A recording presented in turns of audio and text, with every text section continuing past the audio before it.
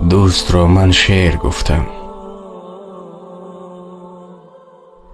روبه عیار بود.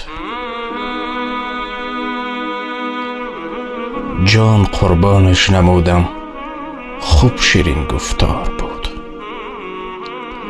در نقاب دوستی لبخند میزد بهر من، لیک در زیر نقاب دوستی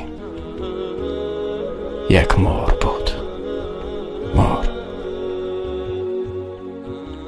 گوش میکرد هر کلامم با تمامی هستیش، چون خیرتمند گو یا او عاشق گفتار بود.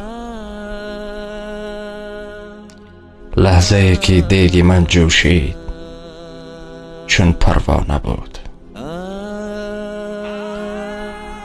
لحظه که دیگ من جوشید چون